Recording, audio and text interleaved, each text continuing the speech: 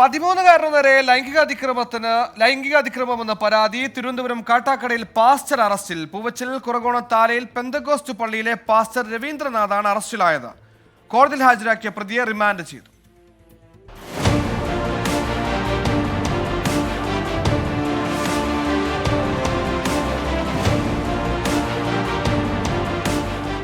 ഇന്നലെ ആശുപത്രിയിൽ നിന്നും വീട്ടിലേക്ക് വരുന്ന വഴിയിലാണ് പാസ്റ്റർ രവീന്ദ്രനാഥ് 13-കാരനെ പരിചയപ്പെടുന്നത്. തന്റെ ടാബ് ശരിയാക്കി തരാമോ എന്ന് ചോദിച്ച ഇയാൾ കുട്ടിയെ സമീപിക്കുകയായിരുന്നു. ടാബ് നോക്കുന്നതിനിടെ ഒരു ഫോൾഡർ തുറക്കാൻ ആവശ്യപ്പെട്ടു. അതിൽ അശ്ലീല ചിത്രങ്ങളാണ് ഉണ്ടായിരുന്നത്.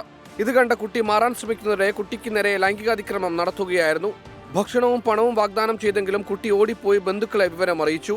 തുടർന്ന് ബന്ധുക്കൾ കാട്ടാക്കട പോലീസിൽ പരാതി നൽകി. ഇന്ന് വൈകുന്നേരത്തോടെ പ്രതിയെ പോലീസ് അറസ്റ്റ് ചെയ്തു. പൂവച്ചൽ കുറകോണത്ത് ആലയിൽ പെന്തക്കോസ്റ്റ് പള്ളിയിലെ പാസ്റ്ററായ രവീന്ദ്രനാഥ് വട്ടിയൂർക്കാവ് കുലശേഖരം സ്വദേശിയാണ്. രവീന്ദ്രനാഥിനെതിരെ പോക്സോ വകുപ്പ് പ്രകാരം കേസെടുത്ത പോലീസ് ഇയാളെ കോടതിയിൽ ഹാജരാക്കി റിമാൻഡ് ചെയ്തു. 24 തിരുവനന്തപുരം.